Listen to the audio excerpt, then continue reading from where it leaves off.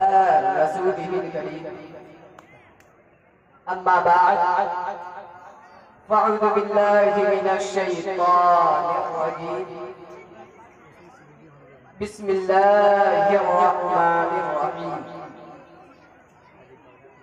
إن الدين عند الله الإسلام صدق الله المولانا العظيم وبلغنا رسوله النبي الأمين المتين المبين الكريم ونحن على ذلك لمن الشاهدين والشاكرين والحمد لله رب العالمين. ماشاءاللہ آج کی یہ عظیم الشان عرس اخلاقی میں آنے والے دیالو مسلمانوں، بہت خوشی کی بات ہے کہ آج ہمارا یہاں پر شرکت فرمائے. ماشاءاللہ مائک بھی بہت شاندار ہے، لیکن تھوڑی سی آواز آپ صاف کر دیتے تو بہتر ہوتا. آواز تھوڑا صاف کر دیجئے تاکہ یہاں پر باہر آواز ٹھیک ہے، یہاں پر صاف نہیں آ رہی ہے. یہاں پر آواز صاف آئے تاکہ سننے اور سنانے کا ماحول پیدا ہو جائے. آئیے سب سے پہلے آقا نامدار مدینے کے تاجدار احمد مصطفیٰ محمد مصطفیٰ، آئیے ہم اور آپ سب سے پہلے اس رسول ہاشمی کے بارگاہ میں مل کر درود پاک پڑھیں جس رسول کی بشارت چاند کی چاندنی پر ہے.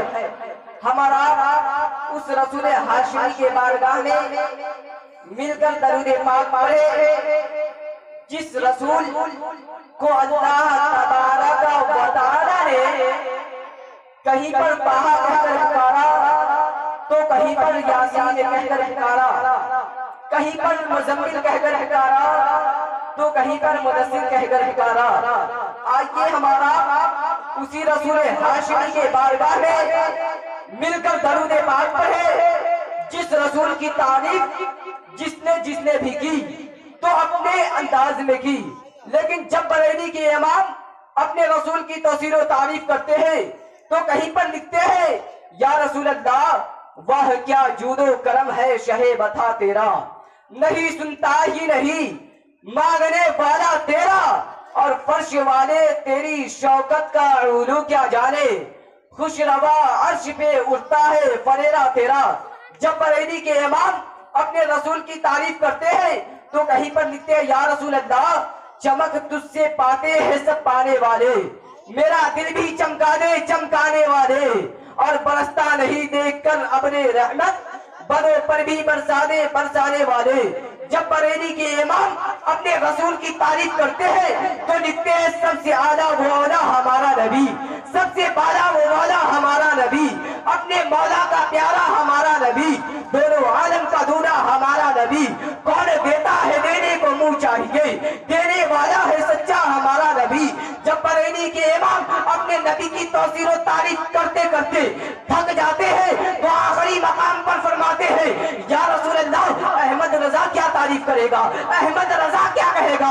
بس احمد رضا یہی کہے گا سرور کہوں کہ مالکو، مولا کہوں تجھے، باغ خلیل کا گلے زیبا کہوں تجھے، کہ لیکن رضا نے ختم سخن اس پہ کر دیا، خالق کا بندہ خلق کا آقا کہوں تجھے، خالق کا بندہ خلق کا آقا کہوں تجھے.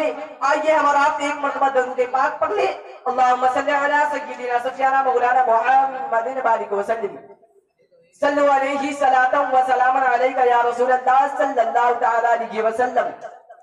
اگر ہمیں بولنے میں کسی طرح کی غلطی یا خامی ہو جائے تو آپ حضرات معاف کیجیے گا، کیونکہ میں دارالعلوم ملت اسلامیہ دیغیہ کا طالب علم ہوں. اسی لیے میں آپ کے سامنے آج کی عظیم الشان محفل میں 2-3 باتیں عرض کروں گا اور اس کے بعد میں اپنی جگہ لے لوں گا. آئیے میں آپ کو سب سے پہلے بتا دوں کہ آج مسلمان نبی کا کلمہ پڑھنے کے بعد بھی تباہ و برباد کیوں ہے. آج مسلمان نبی کا کلمہ پڑھنے کے بعد بھی مسلمان کو ٹیررسٹ کیوں کہا جاتا ہے. آج مسلمان کو نبی کا کلمہ پڑھنے کے بعد بھی آتنکواد کے نام سے کیوں یاد کیا جاتا ہے؟ آپ نے کبھی غور کیا؟ نہیں، آپ نے غور نہیں کیا۔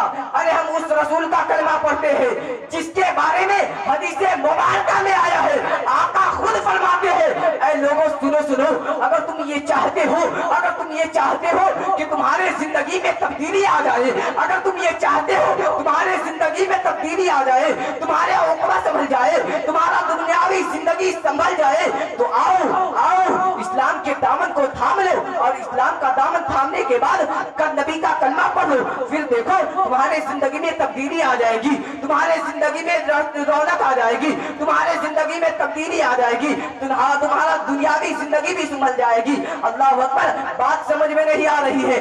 آقا فرماتے ہیں اے لوگوں سنو، اگر تم یہ سلامتی چاہتے ہو تو آؤ اسلام کا دامن تھام لو، اور اسلام کا دامن تھامنے کے بعد نبی کا کلمہ پڑھ لو، پھر تمہارے زندگی میں تبدیلی آ جائے گی۔ لیکن آج ہم نبی کا کلمہ پڑھتے ہیں، اس کے بعد بھی لوگ ہمیں آتنکواد کے نام سے یاد کرتا ہے۔ آج ہم نبی کا کلمہ پڑھتے ہیں، اس کے بعد بھی لوگ ہمیں ٹیررسٹ آتنکواد کے نام سے یاد کرتا ہے۔ آج دیکھیے کہیں بھی کوئی معاملہ پیش آتا ہے، کہنے والے یہ کہتے ہیں یہ کارنامے کو انجام دینے والا کوئی اور نہیں ہو سکتا، مسلمان کا ہی بچہ ہوگا، مسلمان کا ہی لڑکا ہوگا۔ اللہ اکبر، ایسا کیوں؟ آپ نے کبھی غور کیا آخر نبی کا کلمہ پڑھنے کے بعد بھی تباہ و برباد کیوں ہے، بدنامی کیوں ہے، دنیا ہمیں گری ہوئی نظر سے کیوں دیکھتی ہے؟ اللہ اکبر، آپ نے غور نہیں کیا؟ اے عرصے اخلاق میں آنے والوں، دیالو مسلمانوں، سنو، کبھی آپ نے غور نہیں کیا آخر ہمیں مسلمان کو اتنی گری ہوئی نظر سے کیوں دیکھتا ہے؟ ارے سنیو، اسلام تو وہ ہے جب نبی کے دور میں کوئی صحابہ رسول کسی راستے سے گزرتے، اگر اس راستے میں کنکر یا پتھر مل جاتا تو وہ صحابہ رسول اس کنکر یا پتھر کو اٹھا کر کے کنارہ لگا دیتے۔ اللہ اکبر، اسی راستے سے پھر کسی یہود و نصارہ کا گزر ہوتا تو یہ کہنے پر مجبور ہو جاتا ضرور اس راستے سے کوئی نبی سے عشق کرنے والا گزرا ہے، ضرور اس راستے سے کوئی نبی کا عاشق گزرا ہے، ضرور اس راستے سے کوئی اسلام کو قبول کرنے والا گزرا ہے، ضرور اس راستے سے کوئی نبی کا وفادار گزرا ہے۔ اللہ اکبر، آخر وجہ کیا ہے؟ وہی کلمہ ہم بھی پڑھتے ہیں۔ آخر دیکھیے وہی کلمہ ہم پڑھتے ہیں جو صحابہ رسول نے پڑھا لیکن زمانے میں ممتاز ہو گیا، وہی کلمہ ہم بھی پڑھتے ہیں جو حضرت علی نے پڑھا، حضرت طلحہ نے پڑھا، حضرت زبیر نے پڑھا، سعید ابن زید نے پڑھا۔ آخر وجہ کیا ہے؟